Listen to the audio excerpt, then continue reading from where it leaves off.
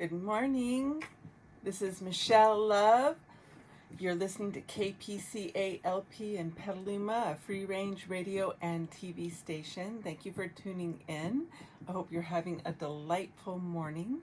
And this show is called Dynamic Change, and it's every Wednesday from 11 to 12 o'clock. And what I do with this show is I bring information around wellness. So I am a certified trauma-informed wellness instructor, fitness trainer, self-defense instructor, and also I have a degree in psychology. And basically what I'd like to do is really show people how they can create as much wellness as possible, understand very common dynamics we all go through in life, understand the psychology behind it, and how to kind of understand the different layers of it. So for me, I'm educating on the psychological process, the emotional process, and the somatic experience, which is how you experience your feelings that are stored within your body, and how you can release that out of your body, which can help improve your health, improve the longevity of your health, can improve the quality of your life. So working on all the many layers of our emotional and psychological experience is so important. And for more information on me, you can always go to my website. It's dynamicchangewellness.com, and you can see all the different kinds of classes I provide and the wellness coaching, and I do a lot of groups for people as well. And so today, the topic I would like to talk about is having compassion for yourself. And I've said in my shows, there's a couple things I think are just the really big lessons that we are working on mastering in life, that I think life is about.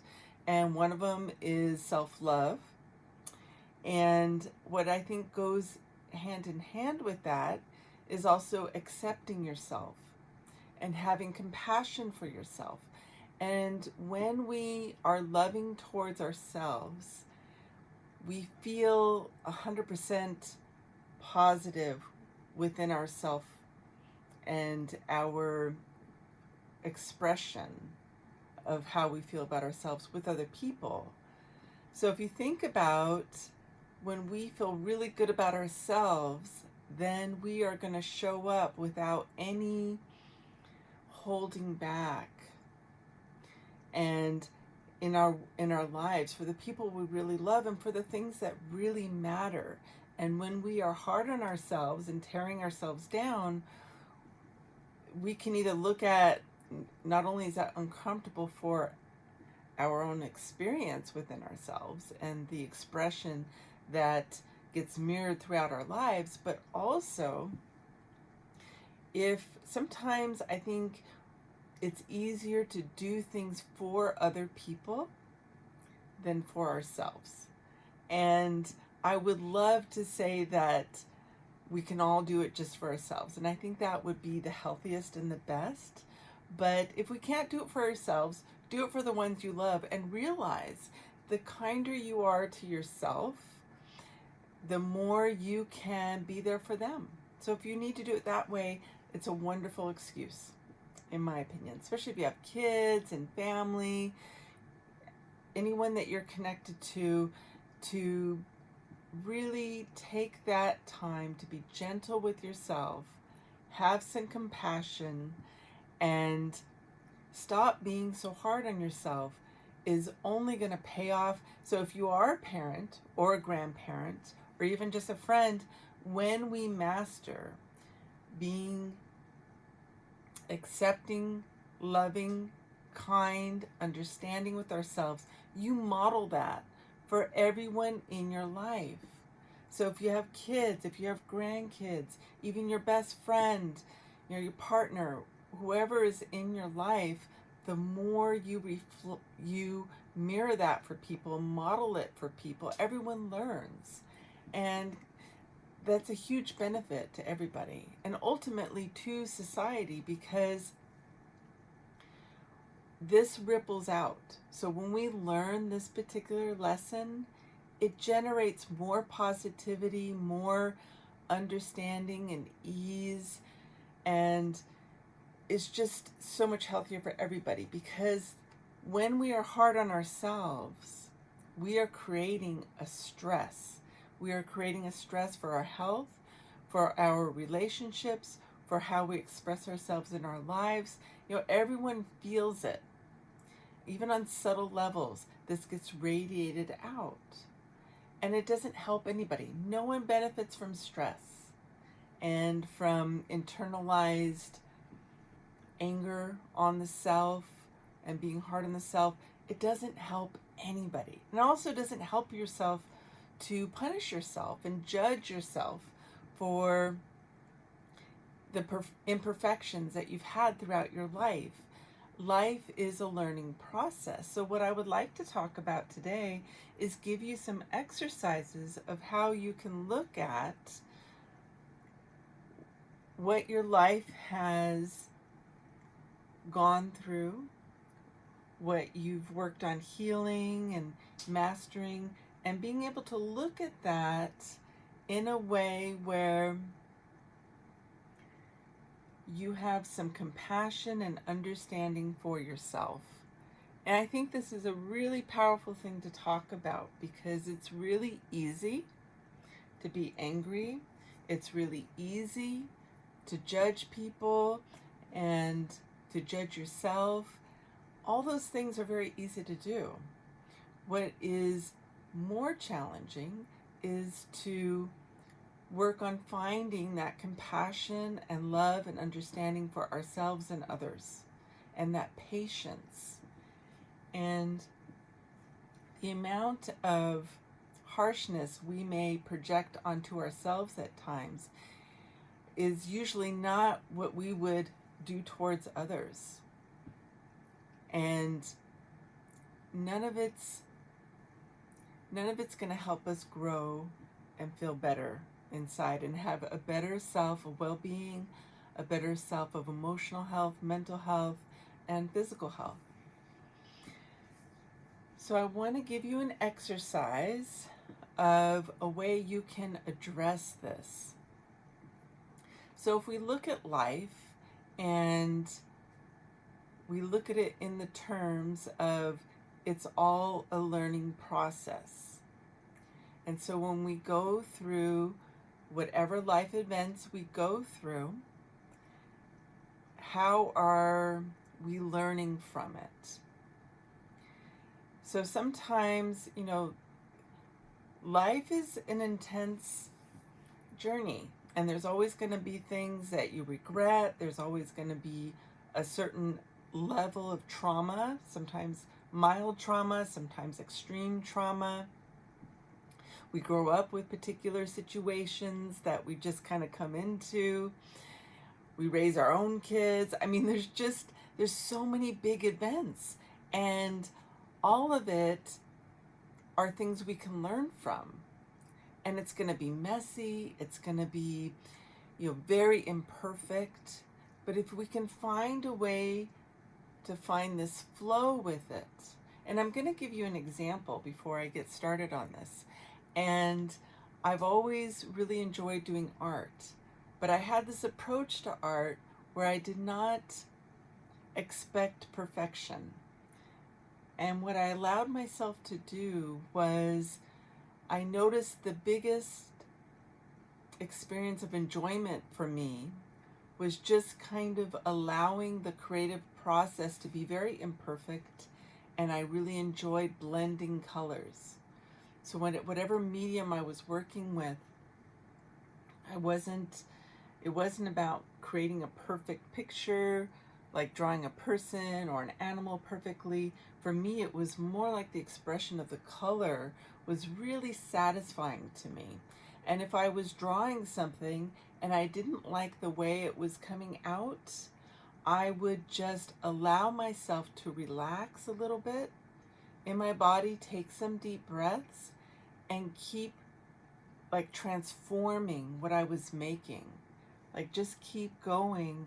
And I've studied art therapy, when I was getting my degree in psychology. And so I think there's some really good lessons to learn from that.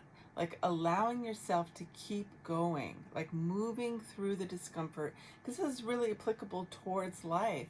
Like allowing yourself to just keep going, taking some deep breaths, allowing yourself to relax, don't judge it, and just keep moving in the direction you want it to go. And sometimes you don't know what direction that's going to end up at, but moving towards what feels better. And just, even if you move through a bump in the road, right? Because life is uncomfortable. There's going to be all kinds of things that's going to go up and down. It's not going to be a simple, easy path. But if you come across something that's frustrating, that doesn't feel good, and so I'm going to use this example of the art before I go into the techniques.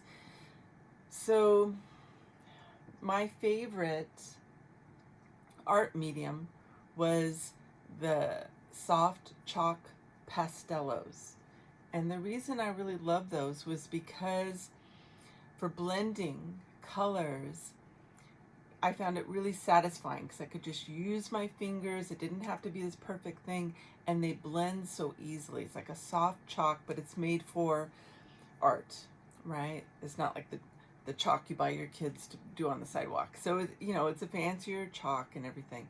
And I just really would enjoy that creation of blending the pictures. But sometimes when I would do other mediums where it was more drawing, where it's less forgiving, right?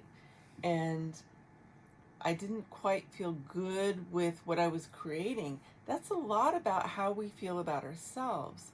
So when we're going through life and we're judging something we've created, like a situation or something we're doing, and there's this mishap where we feel embarrassed, or we feel guilty, or we feel like, I wish I could have known how to do that better.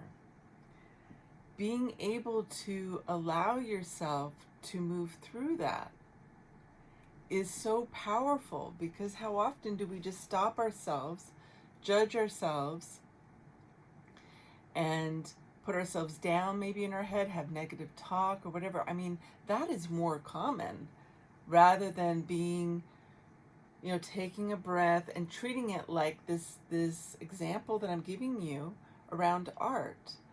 So what I would do from a young age is I allowed myself, because when I was first really trying to do more challenging pieces of art, because I also studied some art in college, I allowed myself to just keep working on the art piece rather than right away saying, I don't like it, getting rid of it, and giving up. I would always continue to work on some other aspect of the picture, or be okay with it being imperfect, and keep accepting it. Keep finding a way to feel comfortable with something that maybe I didn't feel good about as I was making. And I think that's really powerful to have that discipline in life when something's not exactly going your way, but taking a deep breath, go make a cup of tea, maybe even take a break from it from a moment, but allow yourself to keep going. Find some patience for yourself and for whatever the situation is, and see if there's a way to tweak it to where it's moving in the direction you want.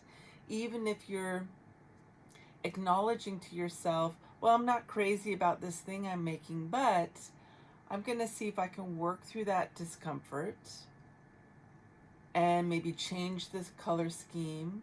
Sometimes you just paint over one part of it, just cover it up. But that allowing yourself to just keep moving through it. It's kind of like when toddlers are learning how to walk, they fall down, right? They crash constantly.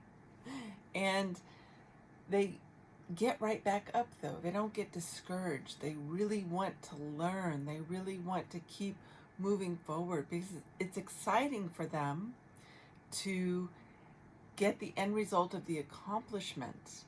And as we get older, I don't know if we retain those feelings and that excitement and that determination as easily as when we're that little. You know, you get a little jaded, you get a little scared, you get these things that get in the way. So if we can still retain that sense of adventure, that sense of it's exciting and it's not a big deal if we fall down, if we get tripped up, then that's really amazing. That's a huge accomplishment. So I want to talk about that and how can we continue to express that type of enthusiasm, patience, kindness, some understanding, compassion towards ourselves. So that's my one example with the art, and how I would just find a way to keep looking at it almost with a fresh eye. Like, how can I just keep going rather than seeing it as a bad thing, whatever I'm shifting and changing in the picture?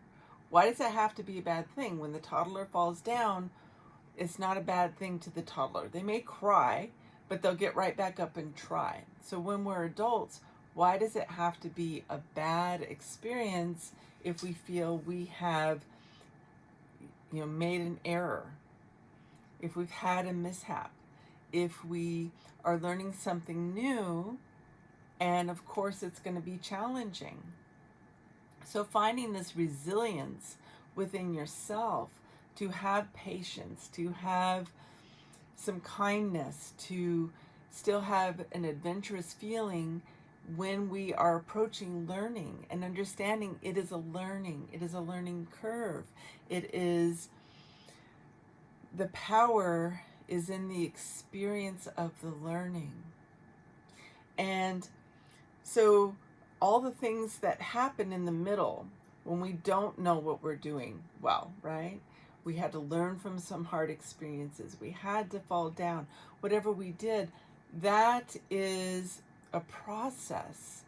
And wherever we are at the end of it, that makes us who we are in life. And recognizing that we could not be who we are today, and hopefully we really appreciate who we are today without going through whatever we needed to go through in life. So I'm bringing this up because I think a lot of judgment towards ourselves is also about life experiences, judging our life and the choices we've made and what we've gone through or what happened, and finding that putting things in like a negative connotation. And so the more we can be at peace with whatever our life has entailed, even the moments we tend to judge or put a negative connotation to it, if we can frame it in a way where it's more, this was what I learned from this. This is what helped me grow, what helped me mature, what helped me know what I wanted in life and reach towards better things, or have more satisfying relationships with people. You have to usually go through some difficult learning processes to get there. So again, you're listening to KPCALP in Petaluma. My name is Michelle Love, and this show is Dynamic Change. This whole show is about wellness.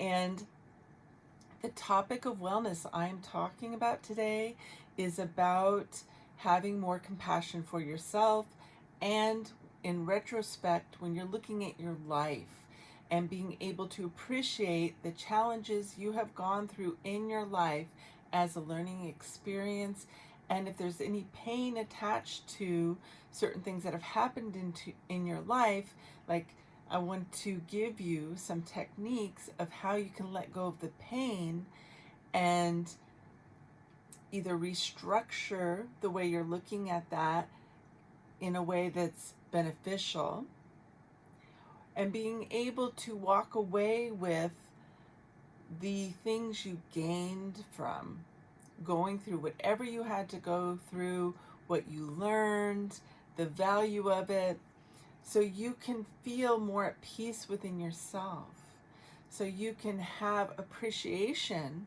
for the strength it took to go through your life, and that strength that you have shared not only with yourself going through whatever you've gone through, but the people you've had in your life. Sometimes we've been strong for family members, for our partner, for our kids, for our grandkids, for our friends, and being able to recognize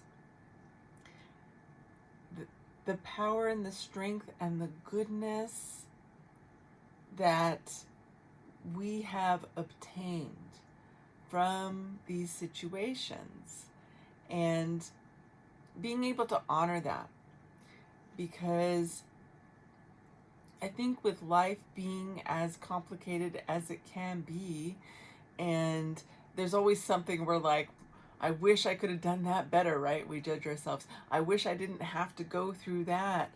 But apparently we did, to learn, and there's nothing wrong with that. Life is so messy, and it's just the process of it's very enriching. In my opinion, that messiness is what allows us to not only become strong, emotionally intelligent, and learn within ourselves, but it also allows us to have more compassion for other people. So the more that we have learned from within our own lives and gone through, then we're able to have understanding for other people. And I think that's really powerful. And so I just want to give us some techniques of how you can look at your life, and how you can look at what you benefited from by going through those particular experiences, and how maybe you have already applied them to your life to help others, or just were more understanding with people, had more tolerance, or if it's something where it's been difficult for you to really accept and have compassion for yourself with, you can also look at, how can I use this to benefit myself and others? So you can move on in a way where you can find the positivity in it. So I love to make up these examples, and because I think we all share them on some level. I think they're so relatable. We go through all the same kinds of things in one way or another, right? When, to some degree, or we know someone. I mean, it's just so common, the type of things that we all go through. So I like to make up imaginary people, imaginary examples, and so let's just say today I'm going to come up with the name Ben. This is my imaginary person and an imaginary story. It's like a case study. So Ben is my imaginary person today, and my example with Ben is, maybe Ben grew up and his story was he came from a home where it was financially very stressed. The parents didn't have enough money, and maybe he grew up in an environment, in a neighborhood that was really rough. Maybe it was in inner city kind of upbringing, and it was very challenging. So let's say Ben grew up, and the lessons he was learning was about just surviving, and surviving the elements that the community was struggling with. Maybe there was gangs there, maybe there was a lot of drug usage, and there was violence. Maybe that's what my imaginary person Ben grew up with. And so you imagine growing up in a community like that, where it's just commonplace, a certain level of violence, a certain level of, drug exposure, a certain level of violence and gangs. Like, how do you cope with that, right? So Ben grows up in this environment, and it was so extreme that it became difficult to not participate in some of this environmental stress, the structure of the environment. And so he got involved with all of those things to some extent. Got involved with one of the local gangs. He got involved, they dealt some drugs, and there was a certain level of violence. So let's just say that that's what Ben got exposed to, and that's what he, in order to cope, because safety was an issue. So let's say Ben, my imaginary person Ben, just to have personal safety, felt like he had to get on board with the gang life and these things, right? And he's young, and he's just trying to figure it out, but he's trying to figure out how to survive in the neighborhood, and it's kind of a dog-eat-dog, very violent kind of situation.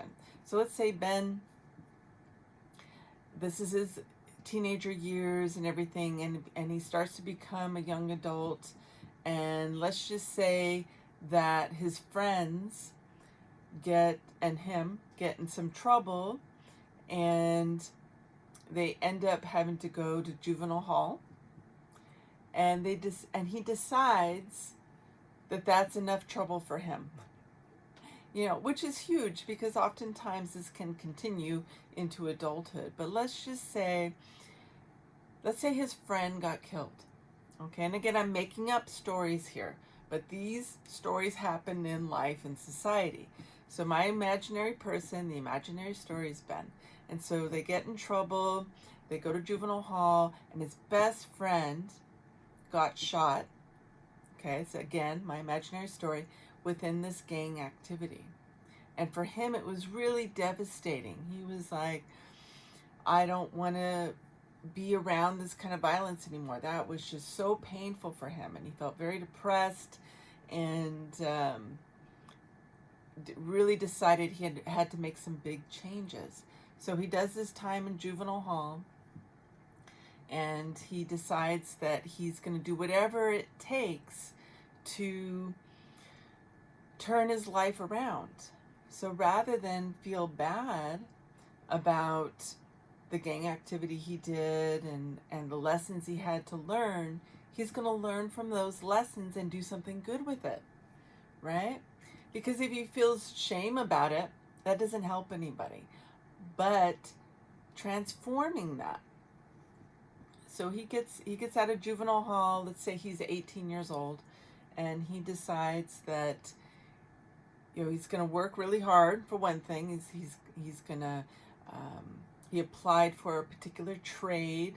Maybe he applied to be electrician, and he's in training for that, and he's working really hard, and he's looking at his life, and he's thinking, how can I find meaning, some positive meaning to what he went through, and make that something that he can utilize to help other kids that grew up in a rough neighborhood.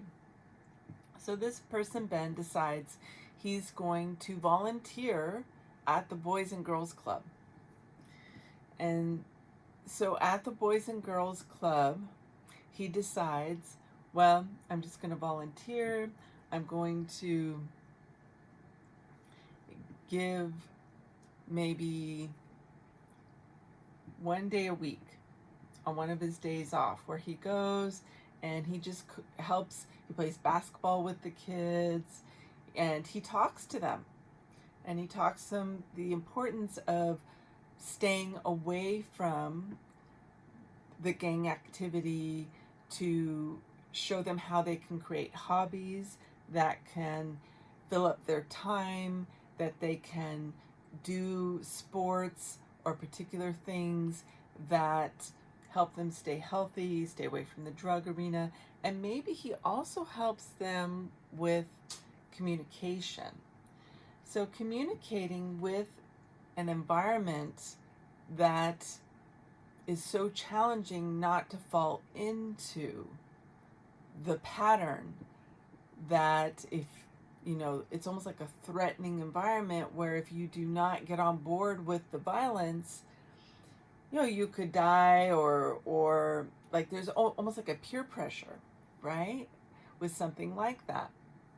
So maybe he can very realistically talk to them about what kind of communication would be helpful that they could utilize to kind of keep some sort of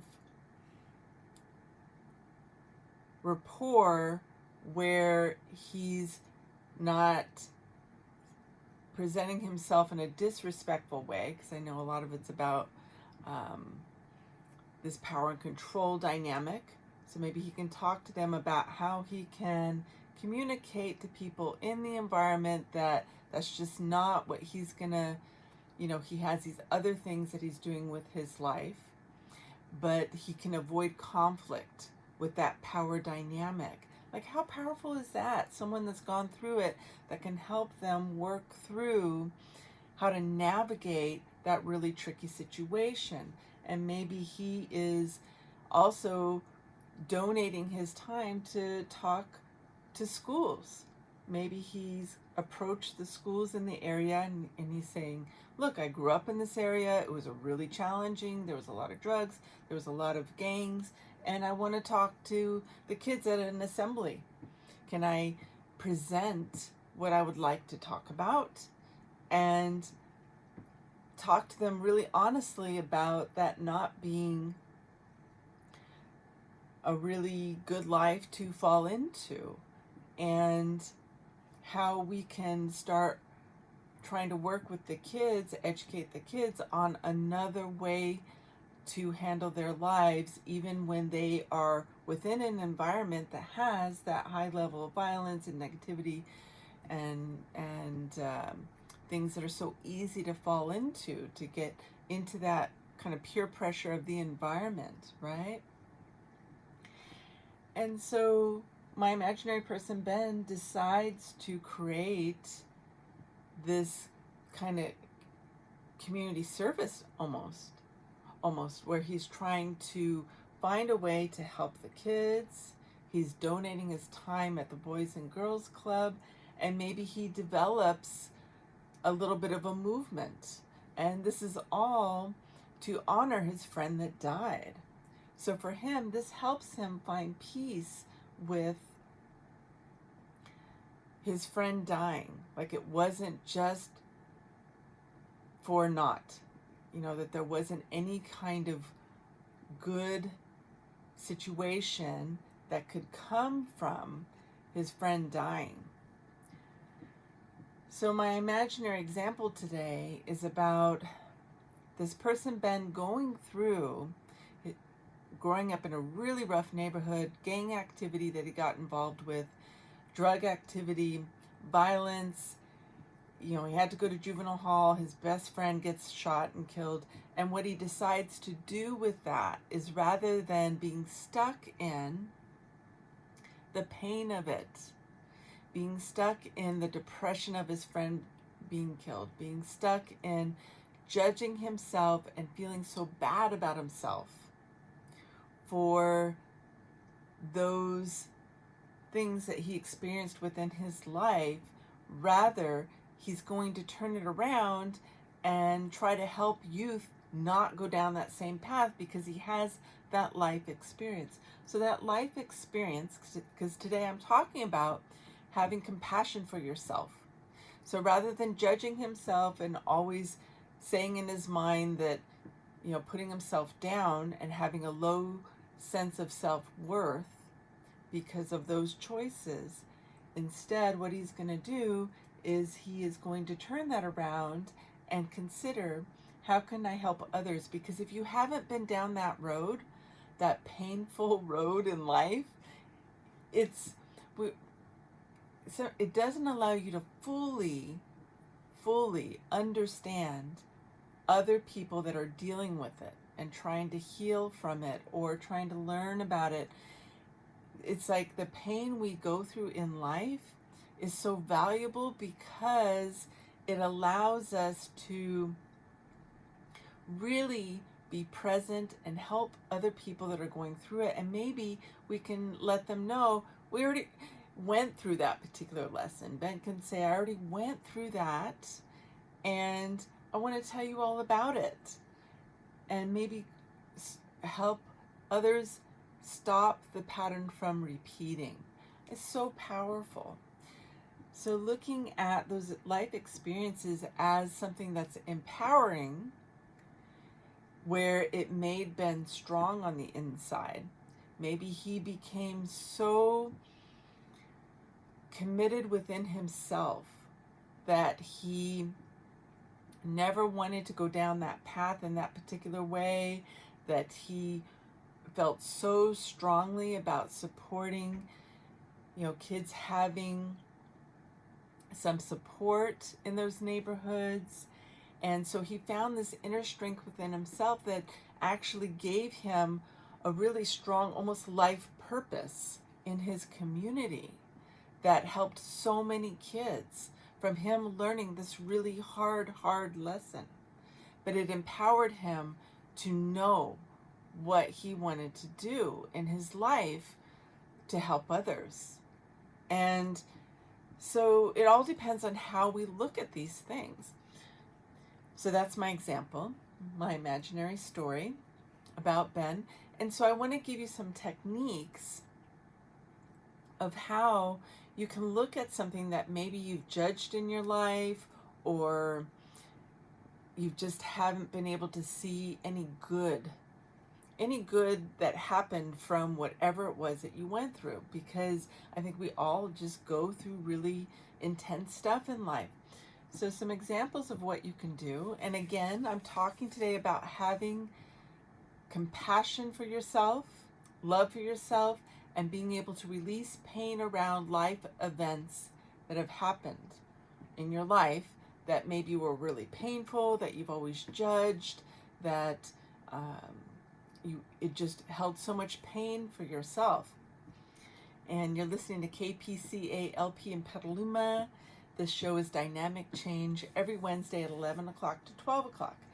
So some techniques for releasing that pain around certain life experiences that everyone can do is, if you make a list of the things some experiences, certain things that have happened in your life that hold a lot of pain.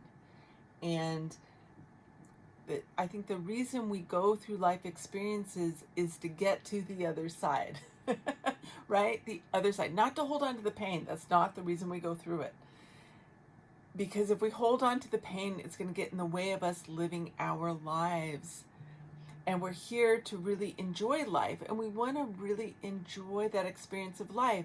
So if we are working on enjoying life, we have to let go of the pain of whatever that life has entailed. So if you make a list of the things that have been painful and difficult, and I gave you the example of my imaginary person, Ben, and his choices of the gang activity that led to his friend that was also involved being killed, right? So what he did is, it's like you can write down something in your life, whatever it is that was something that you judged a lot or you don't feel good about. And then after listing whatever those things are, write about what you learned from that situation. What kind of life education, emotional education, what did you learn about yourself? So, like Ben, for my example for Ben, he learned that he didn't want to continue those patterns in his life anymore. He learned that applying himself in some positive ways to help other kids, gave his life meaning. It gave him inner strength because he felt so strongly about it. And his friend dying made him feel resolved within himself to do this type of work, that he wanted to do it in honor of his friend passing. So it gives this almost like a deep meaning for the sacrifice of his friend dying, right? That sacrifice maybe helped 10 other kids not die. Maybe he gets through to certain kids, right?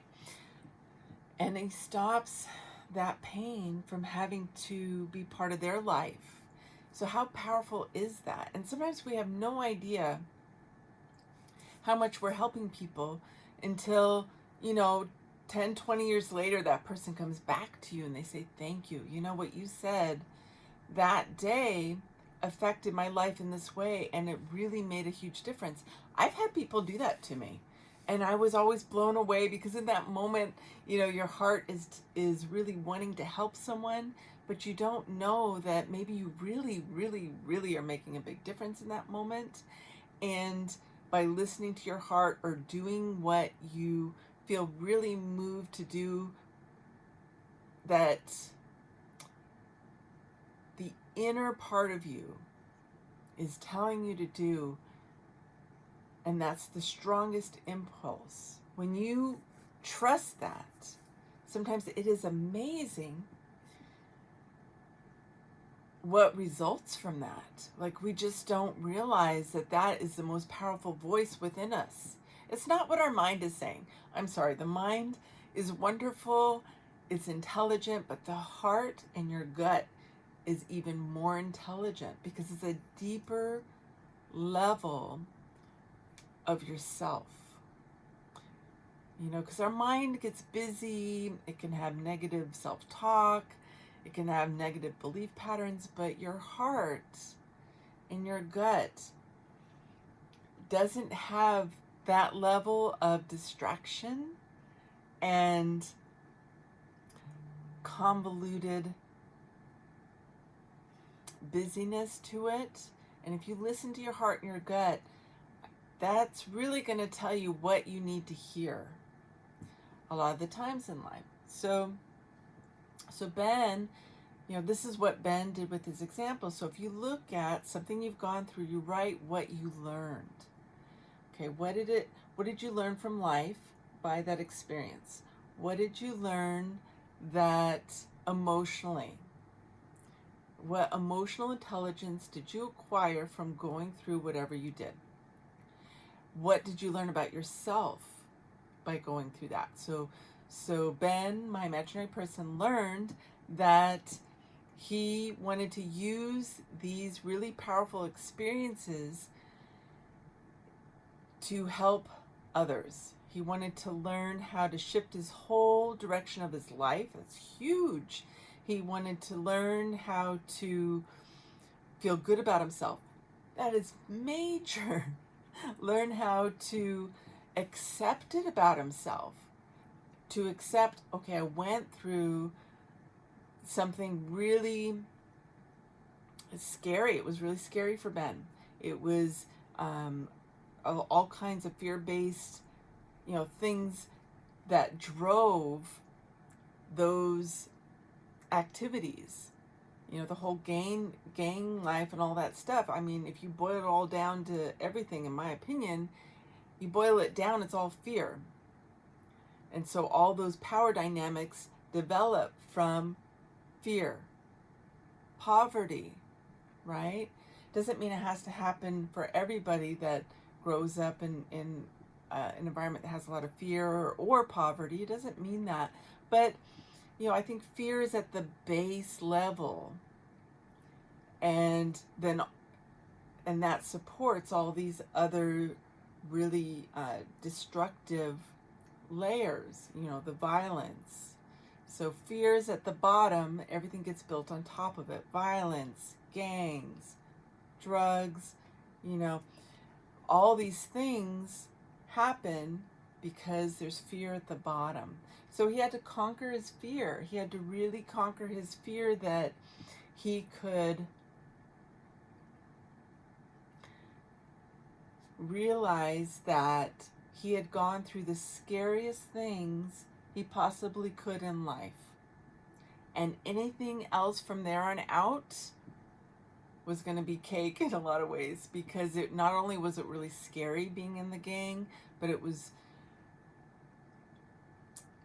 he had to really conquer that he can be solid within himself without doing that bravado, without having to be violent, that he could be strong within himself by just being present with who he was, and that he is choosing to do this work that makes him feel good about himself. He feels he can have compassion for what he went through that supported him going down that road in the first place. He can have compassion for how difficult that whole community was where he was growing up. He can have compassion for, maybe his family life that was challenging, that he grew up in.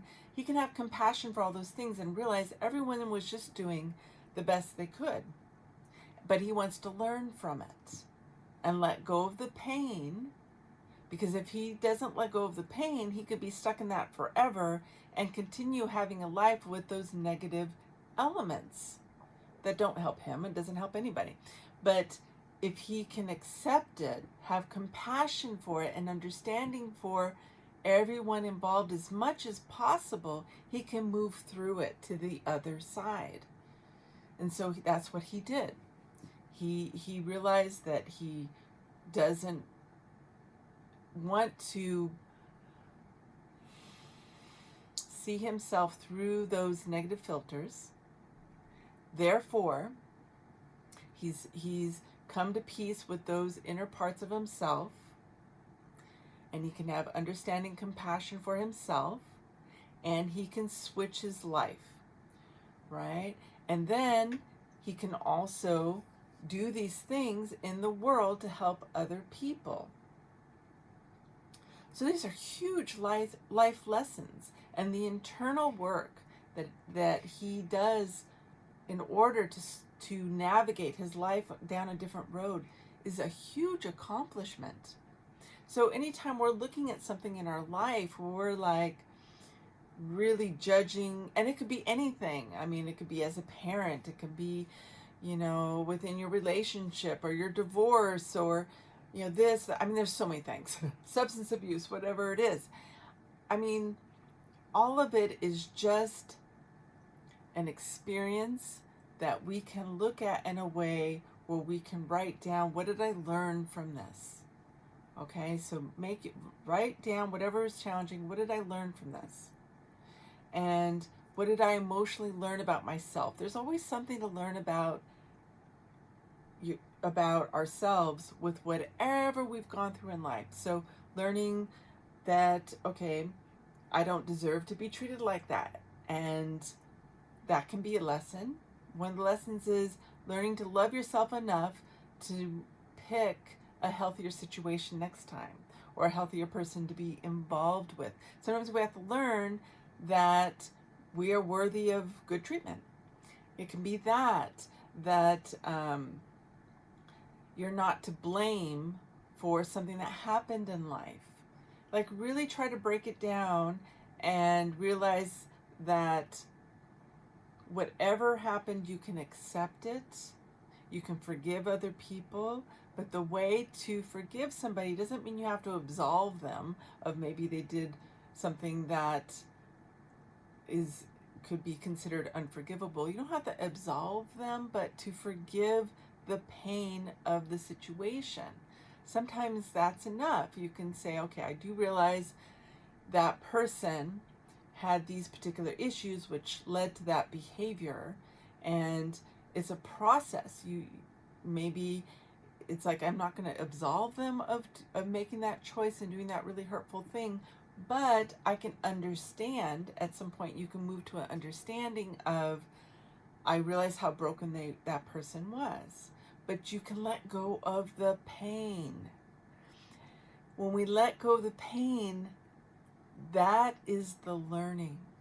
That is the gift that we can get at the end of that. Because when you get that gift of letting go of the pain, not only do you free yourself, because it only destroys our life when we hold on to pain, because it holds you back from happiness, and it holds you back from the experience of what you went through, any positivity that could have resulted from it, just from learning, just from maybe you decide to do something like Ben did to help other people, or being able to lend that compassionate ear to a best friend that maybe goes through the same thing, right? So looking at, what did you learn? What did you learn about yourself? And how is that going to help you have a better life? Just maybe in knowing that you won't do it again, or how to judge people better, or how to make better choices. And also, do you need more support in order to heal that particular judgment or pain around that life experience? Say, okay, I'm really struggling with this. Maybe you do your list and you realize, I'm still really struggling with judging myself on this. What kind of support could you give yourself to heal it? Do you need to go to a group for other people that have gone through that? Ben ended up doing groups. Maybe part of his stint when he was had to do juvenile hall, he had to do anger management, and maybe just being around other people that had a lot of the same experiences and feelings he had been through taught him a lot.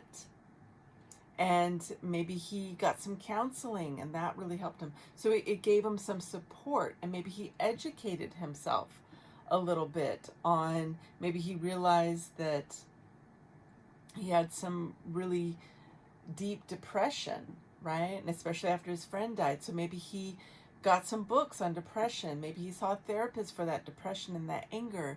And he realized, how he was handling his anger. Sometimes we turn our anger inwards and take it out on ourselves. And so it's just really important to look at what kind of support you may be needing and honor that, and have enough compassion for yourself to admit, okay, I need some help with this. And there's no shame in that, right? So making the list and just going down, what did you learn? What did you learn about yourself? How did this make you strong? How could it make you strong? If it's been, something that you feel like you're still being torn down around, right, internally, how could I gain strength from this learning? And make a list. And how can I be more understanding with myself? How can I be more compassionate? And maybe write a short story, just a pretend short story. And you can even voice type it and imagine this is someone else's story, okay, your story. And say, would I judge my best friend if they had the same story? And really think about that. Or if it was, maybe you judge yourself from something that happened when you were a young adult. And say, if I met another young adult right now, let's say someone 18 years old, and they told me this story, would I put them down for this story? Or would I have more patience and understanding, compassion, and kindness for them? And think about that, because we're usually not nearly as hard on other people as we are on ourselves. So if you think about that, because some part of you is going to have some wisdom for what you went through and understand what that kid is telling you about. And so you can look at that and say, well, I would have some understanding from that because I've had this life experience and this wisdom from going through that. And now direct that wisdom and that understanding on yourself. And so just think if there's any way you need support. Often you can do exercises like write a bunch of this kind of stuff down. And then once you feel like you've kind of gotten to the end of it, maybe tear it up. If you have a fireplace, burn it. Or if you have a little fire pit, burn it and just release it. Just say it out loud. I'm going to release the pain of this, and I'm going to honor how strong I am or how lovable I am at the end of all of this. And even though maybe something really awful went down and you're like, I acknowledge I'm still really angry at this person. Maybe someone really hurt you in a really extreme way, and that's totally valid. But you can honor, I'm still angry, but I also acknowledge that I'm moving through the anger. Like, get yourself in the direction of feeling better, of letting it go, of moving forward from that pain. And so acknowledging the feelings that may be left, but keep looking at it through, what did I learn about this? What did I learn about myself? How will I do my life different? And does it help me to, is there anything I want to do with this that makes me feel empowered, that maybe helps other people or is symbolic to me? You could do something symbolic and just honor that you survived that experience, that pain. Sometimes you need to really honor it. Do something physical to honor it. Do something that's kind of ceremonial, right? Like maybe you decide to, almost like a pilgrimage, right? Like go on, maybe you run a race. People love, I don't run races. I'm not a runner, but some people do that. They do the marathons. Maybe, maybe there's a not too extreme, right? Because I know the marathons are hardcore. I don't know how everyone does that. I'm always so proud of the people that do them. But maybe there's like an easy one, or there's a walk or something. But for you, it's symbolic of, I'm going to do this marathon to acknowledge how strong I am for surviving this, for, making it through that and finding some good out of it. But do something that's symbolic. Maybe go on this huge hike.